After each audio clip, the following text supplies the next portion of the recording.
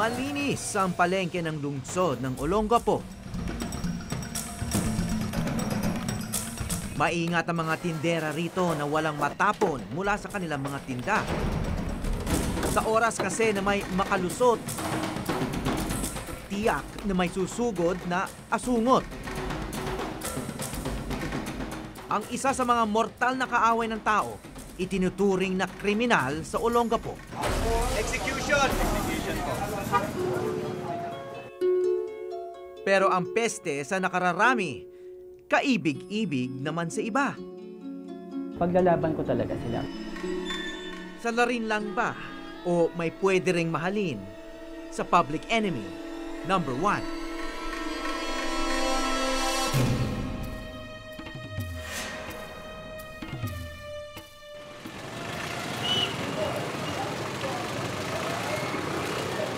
Pupuri ng mga daga, labanan ang leptospirosis. Magdala lamang ng mga dagang napatay.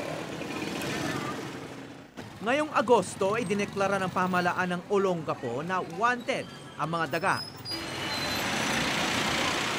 Bawat makahuli nito may 5 hanggang 10 pisong pabuya. Depende sa laki. Kaya ang ilang mga residente ng Olongapo tila naging mga sundalo laban sa gerang ito. Saan nyo nahuli ito? Sa bahay po. Bahay nyo? Maraming bang daga doon sa inyo? Marami po yun. Kasi yung nasa mga kapitbahay na malaki dito sa palengke. Ganun. Naninira siya sa inyo. Anong sinisira niya? Ay, kagaya niya, nahuli na, nagtakay ng noodles yan eh. Ito mismo? Opo, noodles, kinuha niya yung noodles.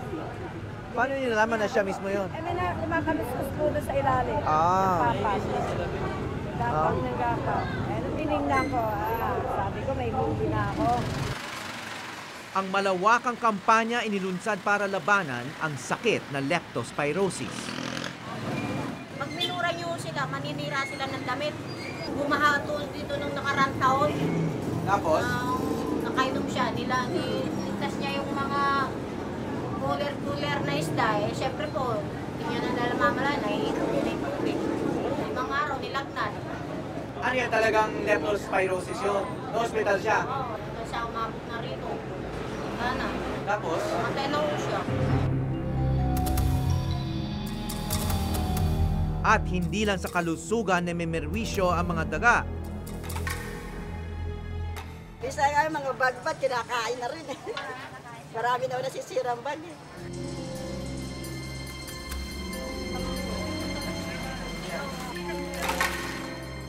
Dami na rin po nila kaya halos po every night na marami na silang nakakagat kasi marami po sila.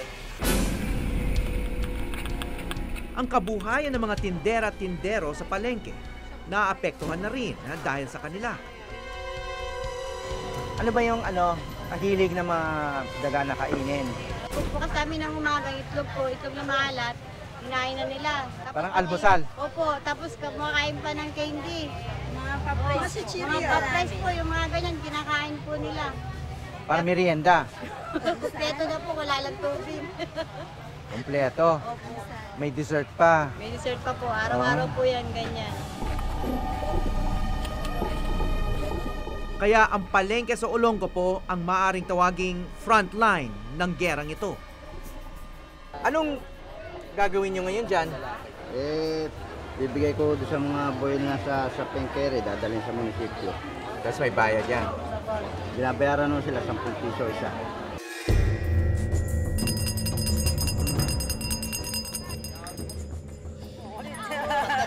Ayun! Ano? Buhay! Wala! Buhay ako! Wala! Buhay! Wala! Tara! Sa loob! Wala! Buhay pa ba yun? Oo! Buhay pa pala! Saan na? Ayun! Nakawala na! Ayun! Sa walis ting-ting! Wala na! Sa walis ting-ting! Sa walis ting-ting! O, saan nahuli? Saan nahuli? Diyan? Diyan ba nahuli? O baka meron pa? Malamang marami sila dyan. Diyan lang ba? Paano mo nakita? Sinilip mo lang. Sinisilip mo lang siya. Tapos may nakita ka. Tapos? Iikip ko ng gunting. Kala ko buhay. Akala ko patay. Hindi pala buhay. Nakita mo lang dyan. Hindi ka napansin. Kumakain. Eh, inistorbo mo pala eh.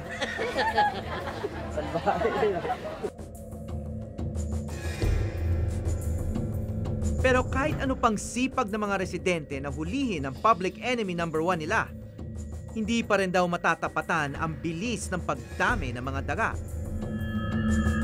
Masipag na magpadami, matatalino pa raw ang mga ito. Paano kaya tayo mananalo?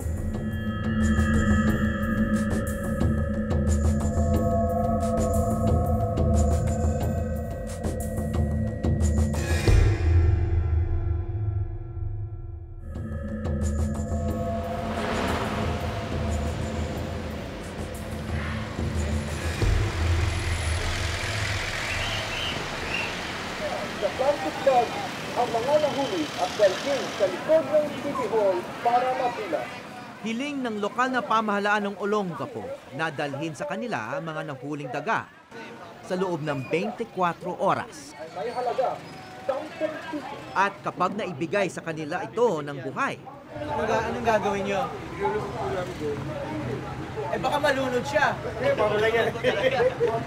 Kasi ito yung pinakamadaling pagpatay eh. Hindi kaya tatulong yan? Hindi na po. Kasi hindi lang yan. Sa loob po ng cage natin. Sa loob! Sa loob! Kawawa naman! Yan po talaga. Execution! Tila isang public execution ang aming nasaksihan. Tapos, anong gagawin niyo sa tubig? Ano kaya, yung tubig na yan, kontaminado ba? Kontaminado na yan. Eh, dapat sa... itapon nyo sa drainage. Kundi baka magka-lepto rin, di ba? Dun sa ano na concern dun sa animal welfare. Apo. Ang inaano lang kasi namin dito, yung importance nung awareness tsaka yung human lives. Kasi po between tao, buhay ng tao at buhay ng peste, mas siyempre dun tayo nakatuon sa buhay ng tao. But we apologize to them na dito sa ginagawa naming proyekto. Impeksyon ang sakit na leptospirosis. Madalas itong nakukuha ng mga taong may sugat na lumulusong sa bahang may ihi ng daga. Pwede rin itong makuha mula sa mga delatang naihian din ng daga at hindi napunasan. Yung mga daga, usually nagmamarch siya ng territory kaya umiihi siya. So yung ihi na yun, madalas pupunta sa tubig. At kung nagkakaroon ng baha, yung tubig, yung parehong tubig na yun, yun yung umaangat sa kalsada natin at nadadaanan ng tao.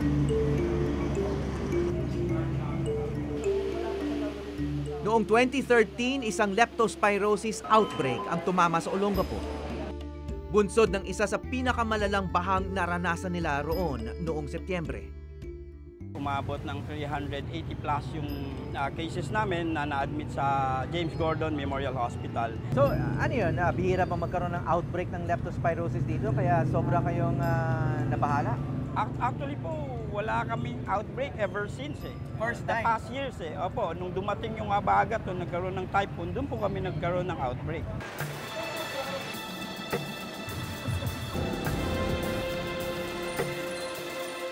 At halos lahat ng pamilya nakatira rito sa kalye ng Tabakuhan sa Barangay Santa Rita. May kaanak na naimpeksyon ng naturang sakit. May namatay pa nga ako. Yan yung bahay niyan. May namatay dyan sa leptospirosis na ano. Pamangking ko, naagapan lang dahil nadala kagad sa ospital. So tingin niyo bakit siya nagka-lepto? Ano, lumusong ba sa bahay yun? O... Yung ibang tao lumulusong sa tubig? Sila naikutan dyan eh. Pero yung pamilya ko, hindi ko na pinapababayan.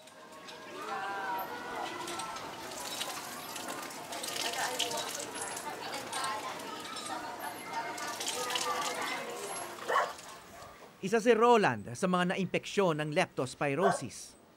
Nahulog siya sa kanal sa labas ng kanilang compound habang hinahabol ang inanod nilang hagdan. Nilalagnat po ako, tapos hindi na po ako makakain. Pero uminom po ako ng gamot, kaya lang po hindi po tinatanggap yung gamot ko na iniinom ko po. Kasi hindi na nga po ako makainom ng tubig, hindi na makakain. Pero alam mo na posibleng leptospirosis yun? Hindi pa po, kasi ang alam ko po, parang trangkaso lang po muna po.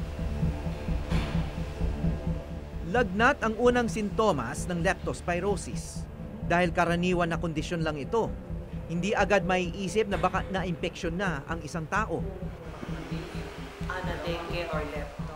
Payo ni Dr. Ferdinand de Guzman ng San Lazaro Hospital sa Maynila, agad dapat magpakonsulta sa doktor kapag nagkalagnat matapos lumusong sa baha.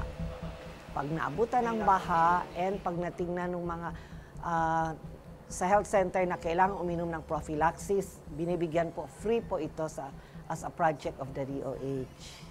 Pag meron na pong sintomas, so hindi na kaya ng prophylaxis, kailangan po sa ospital na. Lalo na yung mga nahihirapang umihi. Lumang sakit na ang leptospirosis at ngayon hindi na ito mahirap gamutin.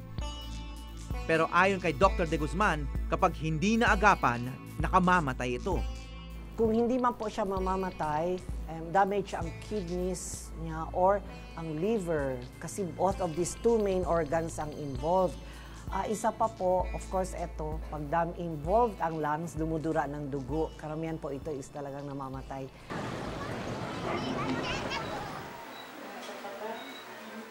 Na-impeksyon din ang asawa ni Luisa Cayosa na si Dune. Kabuwanan niya noong bumaha. Kaya imbis na makaakyat sa bubong kasama ang kanyang mga anak, nalubog siya sa baha kasama ang kanyang mister. Namatay na po siya 24 hours lang. At kailangan siyang dialysis kasi hindi na po maabot. Tinakbo siya doon noong October 8. October 8. Anong araw siya namatay? October 9 po. Ito lang ang mga litratong natira nang humupa ang baha. Nang manganak si Luisa noong ika-3 ng Oktubre, ilang araw lang ang lumipas, pumanaw naman ang kanyang asawa. Ano, nakapag-usap pa kayo bago siya lumaon? Hindi na po siya nakakapagsalita. Nagdi-deliver na po, iba-iba ng sinasabi niya. Parang lumakyat sa utak niya yung lepto. Nag-deliryo po kasi siya. Hindi na makausap? Hindi na siya nakapagpaalam.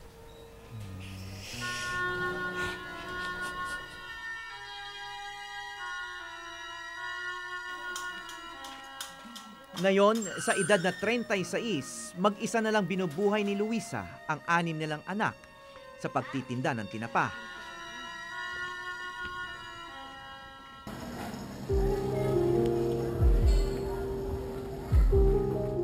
Matagal nang salari ng mga daga sa buhay ng tao. Mas marami pa nga raw itong pinatay kaysa sa mga gyera sa kasaysayan ng mundo.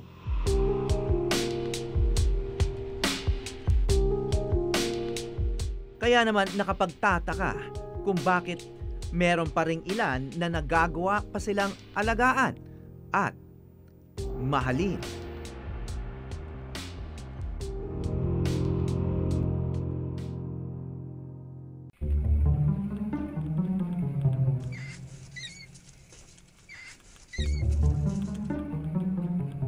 Ayon sa mga scientifico, mahina ang paningin ng mga daga. Pero malakas ang kanilang pang-amoy. Nocturnal sila o sa gabi aktibo. Kaya nasasabi niyo mahiyain sila. Meron silang neophobia. Ibig sabihin nun, pagka dumadaan sa isang lugar at may nakita silang bagong bagay doon, kung gumalaw ka ng furniture, kung naglagay ka ng trap, magdudadalawa, tatlong isip sila na dumaan doon sa lugar na yon.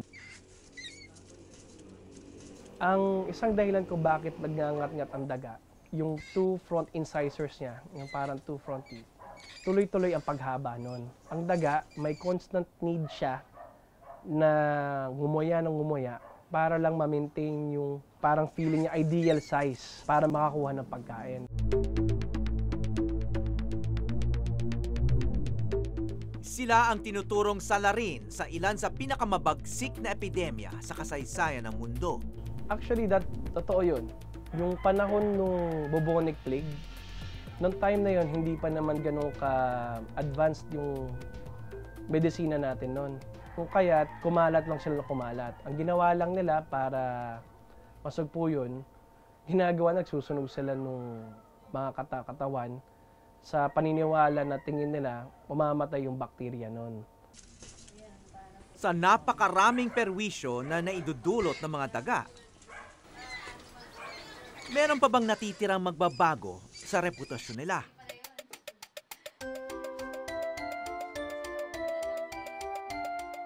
Dito sa Maynila, nakilala ko si Ratus Yu, isang vlogger, makeup artist at masugid na tagapagtanggol sa mga alaga niyang daga. Since nag-start po ako, sabi ko, ito na talaga. Tapos, and then, sabi ko, okay lang, kahit din ako mag-alaga ng other types of rodents, basta just dedicate my passion to them na lang. Rats lang talaga.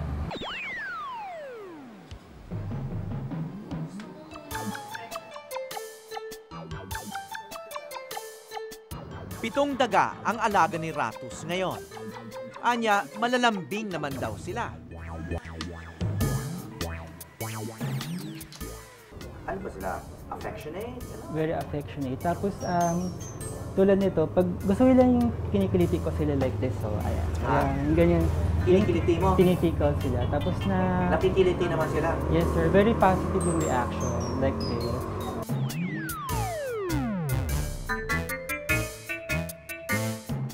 At dahil malapit sa puso niya ang kanyang mga alaga, ang bubwit na napulot niya noong Hulyo 2012 na si Thor, binigyan pa niyang birthday cake. Actually, nangyari siya before yung habagat ng 2012. May napulot ako isang pair, orphan sila. Tapos from there, lumaki naman po ng maayos yun. Bukod sa kanyang Facebook page at food and fashion blog na may mga entry tungkol sa mga daga,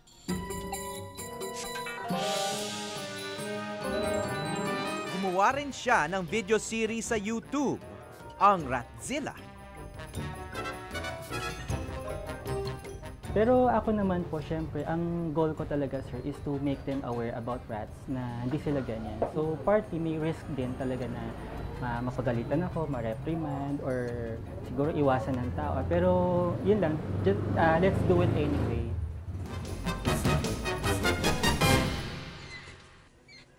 At ang pinakamalaking pagbabago na ginawa niya para sa kanyang mga alaga, pinalitan niya ang sarili niyang pangalan. Ang dati Timothy Yu, kilala na ngayon bilang Lady Ratus sa kanyang mga kaibigan at katrabaho. Okay, it's one thing na magkahilig ka sa rats, no? Pero yung gamitin mong pangalan, yung pangalan mismo ng daga, no? I mean, bakit? Why did you go there? Siguro probably because I love them so much na kaya, gusto ko talagang i-adapt yung name nila. And partly because kakaiba din yung name na Ratus, sir. So, ayun.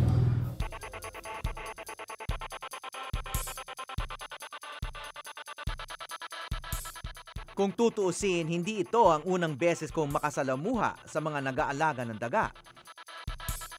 Isang grupo ng mga Amerikano na mga rat lovers din ang nakilala ko sa New York noong 2008. Kilala rin ang New York City dahil sa napakarami nitong daga. Rats? I hate them so. I hate them, man. But hey, this is New York. This is part of New York. Kaya gumawa kami ng docu roon, ang Rats in the City, sa okasyon ng Year of the Rat.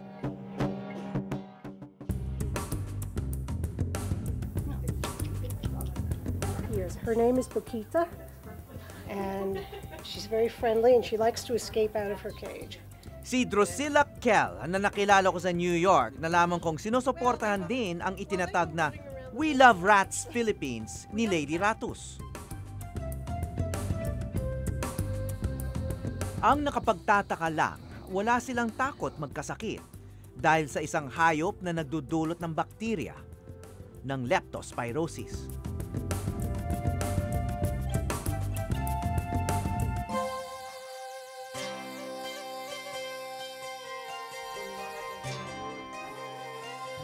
Ang rat lover na si Timothy, o mas kilala ngayon bilang Lady Ratus, dati rin palang takot sa mga daga noon.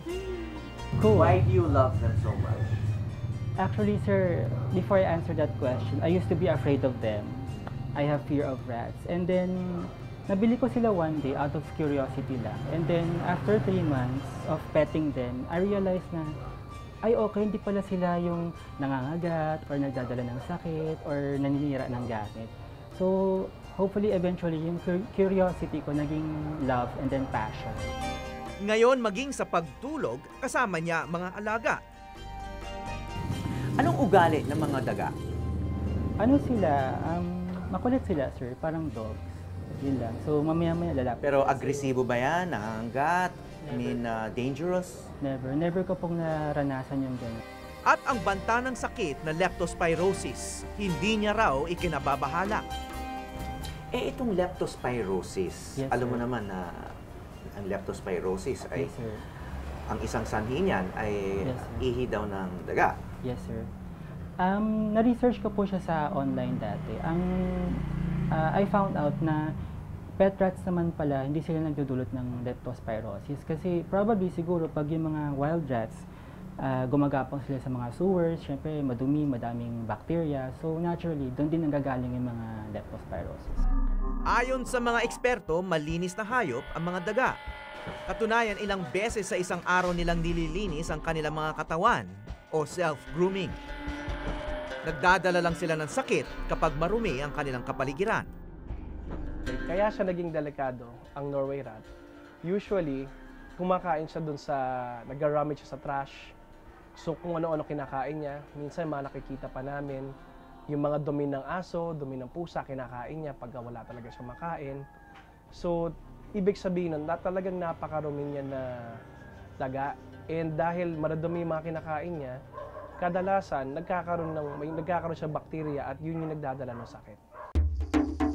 Dahil sa dala nilang sakit na leptospirosis, idineklarang public enemy number 1 sila rito sa Olongapo. At ang mga sinintensiyahang salarin dadalhin na sa kanilang huling hantungan. Okay, anong gagawin niyo ngayon? Kukuha kami sa ng apog sa kauling mo para pag sinabay yung pagbuhos ng daga, may apog na uling po siya, hindi siya muna mangangamoy po siya. Pero, paano naman yung kontaminasyon doon sa daga? Anong gagawin niyo? Meron bang pangpatay doon sa bakterya? Yun nga po sir, yung apog sa ano, para yung amoy niya hindi po gaano siyang mangangamoy po siya. Para sa amoy lang yan? Opo, sir. Yung bakterya kasi naka-ano na sir, naka-enclose na. Opo, enclose na po siya. Dito ang kanilang himlayan kasamang ibang mga yumaong residente ng Olongapo. Pero sinigurado naman ng lokal na pamahalaan na hiwalay sila sa libingan ng mga tao.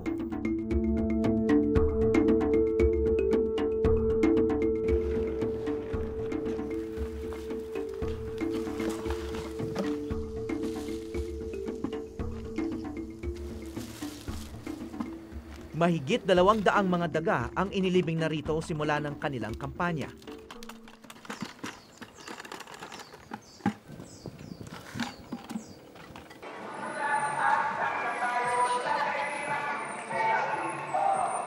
Magkakwentuhan tayo tungkol sa daga kasi marami tayong hindi alam, simpleng bagay pero hindi natin alam na totoo pala. Isang mag-asawang At daga, patuloy ang kampanya para ikalat ang impormasyon ukol sa daga at sa sakit na leptospirosis. sa buong taon. So itong Mas Santa later Rita, on, bakit kayo nandito? Kasi nga po, dito sa talaan, pati ng DOH, pati ng aming city, ito yung pinakamataas na kaso ng leptospirosis nung nakaraan. So ang isang way namin para hindi na maulit-ulit or mabigyan ng karagdagang kaalaman ng mga tao dito sa Santa Rita, ay itong project na to. It's just that we want to give other information like how to control the population of rat, how proper baiting of rats, no? Hindi and proper handling of other rodenticide like the racumin, no? Sa totoo lang, ang paglaganap ng lepto ay kasabay lang ng pagbabaha. Kaya dito sa Barangay Santa Rita, nag-isip sila ng isa pang solusyon. Mahabang dike sa umaapaw na ilog. At kalinisan din upang di magbara ang mga kanal. At mabawasan ang kalat at basurang kinakain ng mga daga. Sa huli, nasa kamay din ng tao kung magiging kaaway ang isang hayop o matalik na kaibigan. Ako si Howie Severino at ito ang Eyewitness. Dinidilaan lang ako? So okay lang ba ang dinidilaan ako nito? Okay. They look here. Okay. Alright, okay. my God. Oh, anong ginagawa niya? Okay. Tumitingin lang. Okay. Hindi ako makahinga. Okay, Janos. Gusto mo ma-experience? No, I'm okay. Are you sure? Hindi kompleto yung shoot na to. Wala kang litrato for your profile picture. No. Oh my God!